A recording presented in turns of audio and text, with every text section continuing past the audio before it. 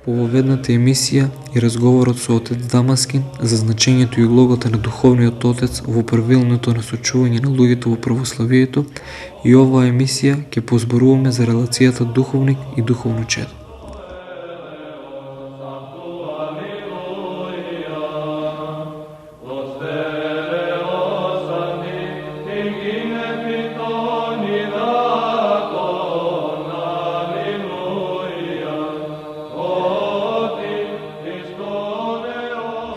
Растот во духовниот живот е ист како качување по скала. Ние не можеме да скокнеме на таа скала на невисоката степеница, туку треба исто, како и по обични скали, да се качуваме постепено, степен по степен. За да започнеме да се качуваме по духовната скала, треба да започнеме со првата лествица, а тоа е послушноста, која што е всушност е првата христијанска добродетел од која се раѓаат сите други добродетели. Што е послушност? На кого треба да бидеме послушни? Послушноста е потполно одрекување од својата душа, кое нешто се изразува во откажување од сопствената волја и во телесни действија, како и во откажувањето од здравиот разум. Светиот Јован Лествичник вели: послушноста е извршување на должноста без прашување. Тоа е доброволна смрт, живот без љубопитност, без грижа за опасност, неподготвена одбрана пред луѓето, отсуство на страф од смртта, безопасно пловење. Послушноста е гроб на волјата, а воскресение на смирението. Почетокот на умртвувањето, било да се работи за волјата или за нашето тело, е тежок. Средината понекогаш е тешка, а некогаш не е, а крајот е потполно неосетливо за болка, односно отсуство за било какво мачно чувство. Послушникот е блажен жив мртовец, кој чувствува тагата или болката во срцето само тогаш, кога се гледа себе си дека врши својата волја. Оној кој сака на својот врат да го стави јаремот Христов, оној кој брза доброволно сами од себе си да се предаде во робство, за во замена да добие вистинска слобода, оној кој плива помоган од раците на друг, за да би преминал преку животното море, да знае дека зачекорил на краток и каменит пат, на кој демне е само една заблуда која се вика самоволие.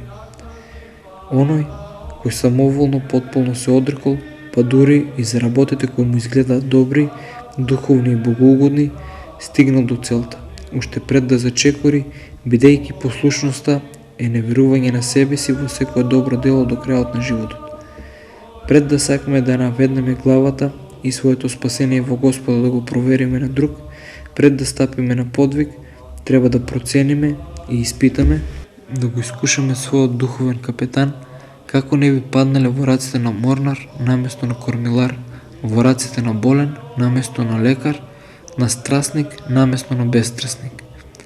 Кој сака да остане непоколеблив во своето поверение кон духовниот отец, задолжително треба во постојан спомен неизбришливо да ги чува во своето срце спомените на неговите добродетели, за да би ја затворил устата на демоните кога во него сеат недоверба кон него, односно кога го напаѓаат со грешни мисли против духовниот отец. Светиот Јован Лествичник вели: од помислите кои ти ги предложува демонот да го осудиш или испиташ својот духовен отец, бегај како од блуд. На таа змија не ја давај ни намалку слобода, ни место, ниту пристап, ни почеток. Послушникот, ако совршено се покорува поради Бога, се ослободува од собствената вина, дури кога мисли дека не е совршено послушен. Но, ако во било што ја изврши својата волја, самиот себе си изрекува пресуда, самиот сноси одговорност, па дури и тогаш кога мисли дека е послушен. Всушност, би било корисно за послушникот, духовникот да не престане да го укорува него, за да биде постојано на штрек. Оние кои во својата простодушност се покоруваат поради Бога, срекно стигнуваат до целта на својот духовен пат, бидејќи на себе не навлекуваат лукавство на демонот со тоа што би го критикувале духовникот.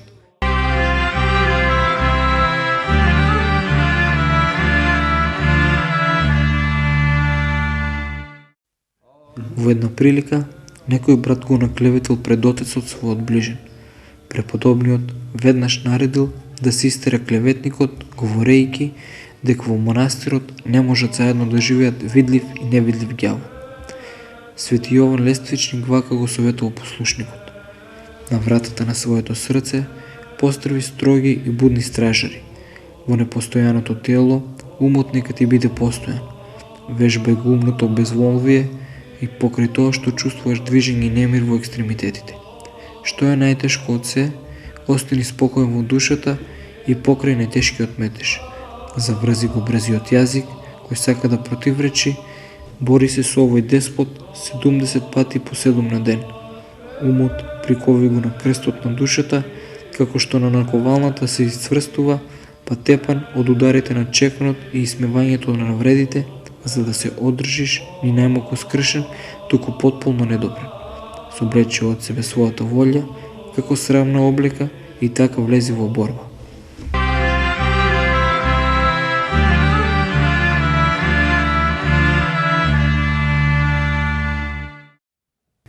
Кој својата совест преку подчинување на духовниот отец до најголема мерка ја смирил, од ден на ден ја очекува смртта, како што го очекува сонот, или поточно, како живот и не се плаши, бидејќи сигурно знае дека во часот на неговото заминување од овој свет нема од него, туку од неговиот духовник ќе се бара да положи сметка. Кој во Господа доброволно примил на себе некаква должност од својот отец, по неочекувано се сопне да не припишува вина на оној кој што му дал оружје, туку на оној кој што оружјето го примил, бидејќи тоа му е дадено да се бори со непријателот, а не да го сврти против себе. А кој се присилил поради Господа и му обрнал внимание на својот духовен отец за својата неспособност, нека биде без грижа, зашто нема да падне и нема да погине. Има и такви послушници во Господа, кои самите себе се навредувале и се понижувале заради Бога, за да бидат спремни да примаат навреди од страна на други, за да се навикнат да не се плашат од понижување. Душата, која постојано мисли на исповед, како со уст да бива спречувана да не греши, бидејќи гревовите, кои не ги исповедуваме, ги правиме без никаков страв. Што е вистинска послушност? Сме сватиле дури тогаш, кога во отсуство на духовникот го замислуваме неговиот лик, мислиме дека е пред нас и избегнуваме секаков разговор или зборови, јадење, сон или било што друго што би можело да му биде непријатно според наши мислење. Додека пак лажните ученици се радуваат на отсуството на учителот, а вистинските го сметаат за загуба. Демонот се труди послушниците некогаш да ги извлака со нечистотија на телото и да ги направи ладни и премногу вознемирливи. Понекогаш ги прави суви и јалови, негрижливи кон молитвата, сонливи, намуртени, како би ги навел да дигнат раце од подвигот, демек никаква корист не видели од послушноста, туку одат наназад. Тој не им допушта да сватат дека промислителното одземање од нас на оно што не изгледа како добро, често бива повод за недлабоко смирение. Но лажливецот не ни престанал да зборува, а друг гласник набрзо застанува пред нас и се обидува на друг начин да не измами. Има послушници кои благодарение на грижата на духовниот отец постанале полни со умиление, мили, воздржливи, грижливи, мирни и огнени. Но демоните пристапуваат кон нив и сеат во нивните души мисла дека веќе се зрели за безмолви и способни во тој подвиг да постигнат најголем степен на совршенство.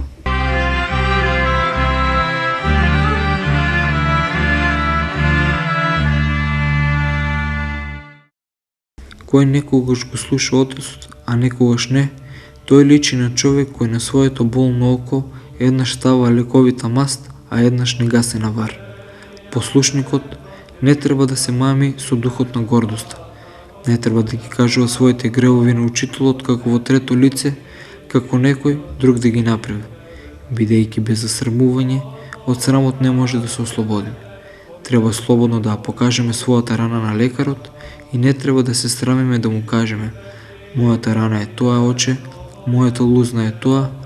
Никој друг не го направил, туку мојата сопствена лекоумност. Никој друг не е крив, ни човек, ни дух, ни тело, ниту било што друго, туку единствено мојата негрижа. Ако од самиот почеток со цела душа се предадеме на секакви понижувања, нема долго време да се трудиме во себе да почувствуваме блажениот мир. Да не се срамиме да ги исповедаме своите гревови на Отецот како на Бога, кој што ни помога да се спасиме. Виновниците, кои се наоѓаат на суд, со признавање на лошото и со молба, ја облажуваат строгоста на судијата и неговиот гнев го преобразуваат во милосрдие. И светиот Јован Крстител, од оние што му доаѓале, барал пред крштението да се исповедуваат. Види Евангелие според Матеј, 3 глава 6 стих и Евангелие според Марко, 1 глава 5 стих. Не затоа што нивната исповед му била нему потребна, туку затоа што се грижал за нивното спасение. Не треба да не чуди ако и по исповед се најдеме во борба. Подобро е да се бориме со нечистотии отколку со гордост. Кога ќе не совлади искушението, веднаш пристапуваат демоните, фаќајќи се за тоа како добар повод, кој всушност потполно е неприкладен, не советуваат да се оддадеме на безмолвие. Цел на нашите непријатели е нашето паѓање да додат уште едно паѓање, односно уште една рана. Секаква казна од Бога заслужуваат болните, кои пред целосното излекување го оставаат првиот лекар, иако кај него биле на лечење и почувствувале подобрување, па почнат повеќе да го ценат другиот. Не треба да бегаме од оној кој не привел кон Бога, бидејќи во текот на целиот свој живот никој друг не треба толку да го почитуваме како него. За неискусен војник не е безопасно да се одвои од групата борци и да се впушти во поединечна борба.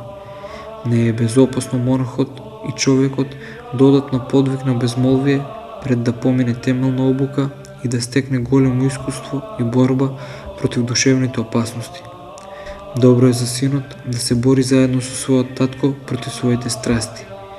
Оние кои прв пат доаѓаат во лечилиштето треба да кажат што ги боли, а оние кои се посветили на послушност треба да искажат смирение кој одговара. Сигурен знак за оздравување на оние кои паѓаат во лечилиштето е стивнувањето на болките, а кај другите кои се посветили на послушноста, зголемувањето на самоосудувањето. Совеста нека ни биде огледало на послушноста. Оние кои подвигот на безмолвието го поминуваат во послушност на Духовниот Отец, за противници ги имаат демоните и само демоните, а оние кои се наоѓаат во заедница или во светот мораат да се борат не само со демоните, туку и со луѓето. Со оглед на тоа дека се постојано пред очите на учителот, првите грижливо ги извршуваат неговите заповеди, а другите често, во отсуство на учителот, помалку ги нарушуваат неговите заповеди.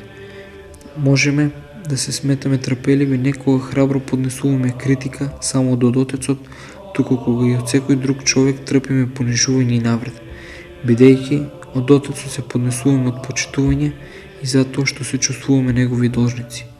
Подсмевањето треба да го прифатиме како жедниот што прифаќа водата, бидејќи тоа е лек кој чисти од блуд. Тогаш во душата ќе се роди сонце на длабока чистота и Божјата светлост нема да го напушти срцето. Непрестано треба да се бориме со мислите кога ќе почнат да талкаат и да ги прибереме кон себе. Господ ги отвора очите на послушниците за да ги видат добродетелите на учителот, а ги затвора за нивните мани. Ѓаволот, кој е мрзител на доброто, го прави спротивното.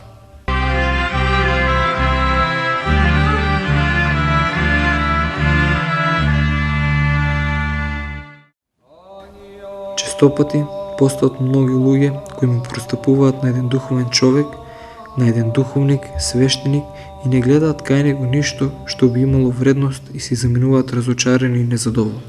А тоа се случува затоа што пристапуваат со погрешни критериуми. На Света Гора и воопшто во целото православие човекот не идува на големи изненадувања, бидејќи среќа во луѓе како во монаштвото, така и надвор од него, кај кој надворешноста не сведочи за ништо значајно и вредно. Меѓутоа, кога ќе ги сретнеш од блиску и кога ќе зборуваш со нив и дека имаш духовен контакт со нив, тогаш гледаш дека во нив се крие огромна ризница. А таа ризница не е од ништо друго, освен од опитот на црквата, односно од опитот на Светиот Дух, што се пренесува од генерација на генерација.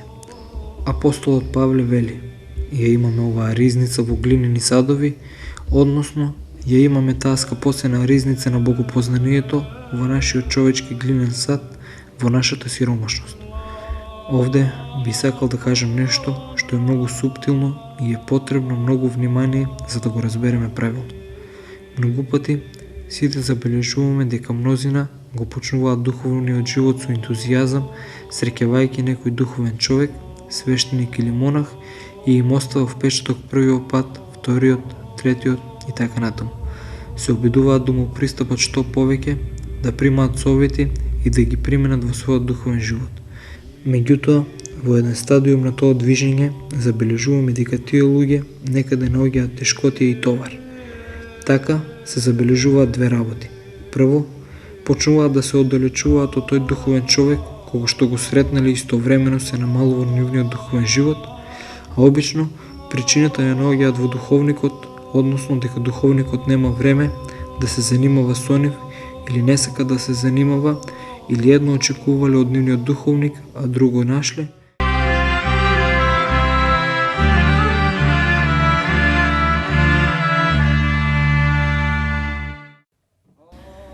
Духовникот е тој кој е жива икона Божја, кај кого ќе одиме за да му ја кажеме нашата помисла и нашиот проблем. Треба да разбереме дека еден духовен човек, како обичен човек, има ограничени знаења и без друго ќе прави грешки ако одговора на секакви прашања во духовниот живот.